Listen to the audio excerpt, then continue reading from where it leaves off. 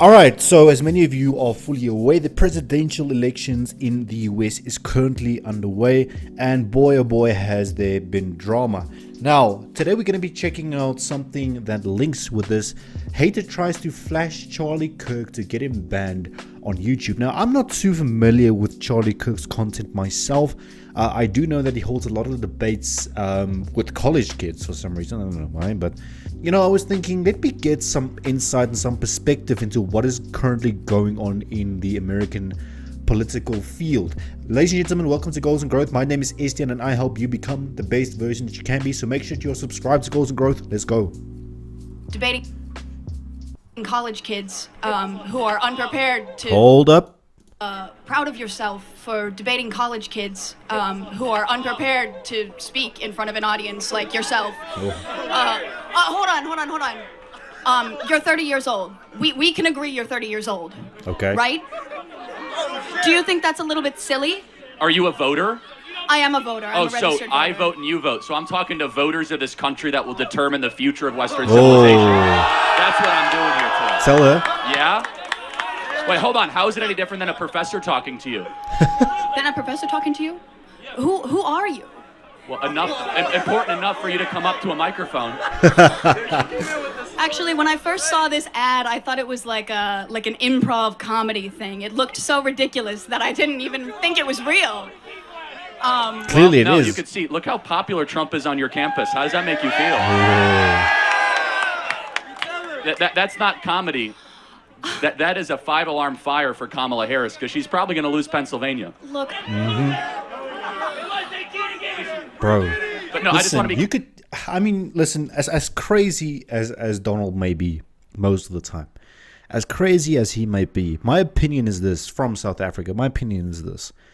I do think that if I have to choose, I know Biden is now out of the picture, right?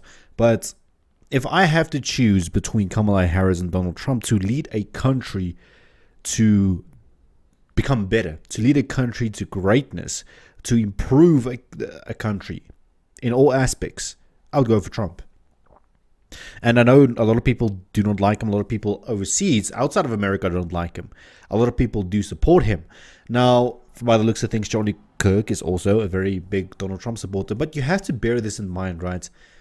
When you are, in my opinion, a successful businessman, or you've built some type of success in your life, right? Whether that be in monetary terms or whatever.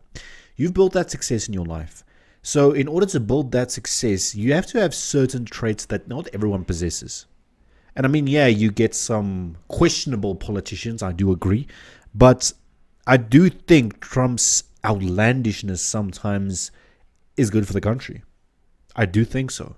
But let me know your opinion. Who are you picking or who are you backing? Let me know with your reasons. Clear. Is there something wrong with talking to voters? No, there's nothing wrong with talking. Well, that's to what we're voters. doing here today. It's an open mic. I think that you push a dangerous agenda. Such as? Your stance on abortion rights, for example. Here we go. Okay, so let me ask a question. What is your name? Jean. Jean, and what is your understanding of the current Republican Party's stance on federal intervention in abortion? Well, I know that they want to bring it back to the states, right? So it sounds like you do know that the Republican Party's current stance on abortion is they're against a federal ban on abortion. I do And we're understand talking that, about a yes. presidential election as the Yes. important election that we're talking about here. I understand that, yes. That's Great. interesting. So, again, I think this open dialogue is great. I think it's great you're here challenging Charlie, and I think it's great that he's willing to travel campuses across this country to talk to the next generation. We need more conversation. Now, where's the disagreement, though, on content? Because you could criticize style or why you're talking to people Listen, or dunk on someone personally, but where do you actually disagree with I the agree substance? with the way that you edit content and specifically frame it so that people look bad talking to you. Okay. The way that... In a sense, I do know what she's saying. Especially during the times of elections, you would see a lot of, I would call it propaganda, right? You would see a lot of these social media clips that are edited in such a way that it makes the other party look very, very bad. But I mean, that's been like this for years and years, and social media has boomed. It's pretty much like that, right? Social media is a huge tool. Social media can reach millions and millions of people. So obviously you would push your own agenda and make the opponent look bad. It's just natural competition. You edit your content. We post unedited content. Okay. Transparency. Let me just ask you one thing though, because personal insults can fly in all directions. Where is an area where you have a disagreement with the conservative movement, with Donald Trump, with Charlie Kirk, perhaps with myself? I was a presidential candidate last year. I think we need to talk about that more in the open, and the more we do, the stronger our country is going to be. We got a long line of people, but I want to hear from you one substantive area where you have an authentic disagreement, and I'd be glad to address it. I'm sure Charlie would too. Just in anything. Any political... Relating to any political topic where you have a disagreement. Why is he... Let's air it. Okay. I disagree with some of the laws that are being pushed in Congress that are against the LGBTQ community. Oh, good and Lord. Another one of these. When is this going to end, bro? I'm seriously so... You know... If you want to be part of the LGBTQ community, be part of that community. No one is to your own. But the problem comes in, and this is what angers most people. Their agenda is being forced onto younger people, onto children. That's the issue that a lot of people in America that I know and that I've spoken to have the issue of that agenda is being pushed to their children. And of course, if you try and brainwash someone's children, obviously they're going to retaliate. But I'm just so sick of this, man. It's community. Okay, so let's talk about that. Washed. I'm going to give you my view, and then I want to hear yours. Okay.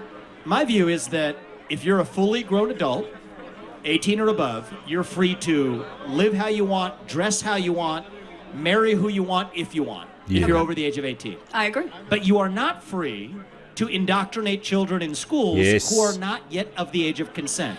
Yes. You are not free, just as you're a 17-year-old or a 15-year-old can't get a tattoo on their own, I don't think that you should be able to go or until the age of 18. Yeah. And so the lines that I draw here is that men are free to claim to be women and swim in swimming pools. You're not free to claim trophies in a women's sports competition. Absolutely. You're not free to enter a women's locker room. You're not free to change a language, and you're not free to actually indoctrinate our children who are under the age of 5 in schools. Absolutely. Do we agree on the fact that adults should be able to live freely while still treating children differently? If so, we're on the same side of this issue. Listen, I agree with the majority of what you said. However, I don't think that you're understanding the implications of the laws that are trying to be passed. Look, we got a head start in the conversation. We got a long line behind you. But my only ask is, forget the personal attacks or the stylistic attacks. Focus on substance. The more we debate that, the stronger we're going to be as a country. Thank you for coming. Thank you. Thank you. I don't think you're focusing on substance, though. That's the issue. Just go.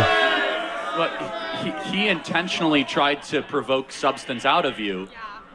And you said, well, I'm worried about some laws Congress should pass. I have to ask, what laws are you talking about? Can you be specific? Oh. I'm sorry, I'm very nervous. Get the city back in. Get the city back in. This is what you do. Get the city back in. Please. This is family friendly. I'm sorry, I'm very nervous. But this is what you do. This is what you do. You take people and you put them under the spotlight and you... Well, hold on. I didn't ask you to come up here. You voluntarily came to the front of the line. You didn't have to do that. You're purposely antagonizing people on campus, asking people to come up by spreading your weird agenda. How? What agenda is that? I'm confused, though. So, Charlie, I'll say this. End us off. We'll end on this and we'll go to the next question. When I was 18, and I'm not going to blame you for this, I also took for granted a lot of the stuff that the media force-fed me, because that's what you know at the age of 18. Uh-huh. You say there are some vague laws making their way through Congress that are hostile to trans community. Know how... I don't think those laws actually exist, but I don't blame you if that's what the cable media is feeding you. But let's get to the specifics, and then we're able to actually have an open dialogue. And that's one of the things I've learned over the last 20 years. I think that the issue is we're getting our media from different sources. Both people are getting media from these skewed sources. The facts listen. that you're presenting are not always correct. You know, in general, the information that you get from the media, obviously, some of it is legit, some of it is a little bit twisted. As I said, parties obviously are going to be using social media to reach their people. It's what it is, and they can manipulate that footage how they want. Unfortunately, it's always going to make someone or some party look bad. Right, that's inevitable. And that's why we're here with no TV screens between us. So people who have policy-based substantive disagreements, we invite those. I think that's how we're going to get our country back. And as it relates to trans, which you brought up, 18 or above, you're free to live how you want. You're not free to force that onto somebody else, or especially kids. Agreed. And if we agree on Thank that, you we very make some much. progress. Thank you. Okay, there we go, guys. So a nice and healthy debate there. Now, it's interesting. It's interesting to see this dynamic unfold. It's interesting to see how the political landscape in America is kind of being I wouldn't say reshaped, but it's taking a turn for we don't know what. We'll have to wait and see. As I said, if I have to pick between the two currently, Trump is I'm backing Trump. Honestly speaking, let me know if you are living in America, or you lived in America, what you think about this, and I'll see you next time.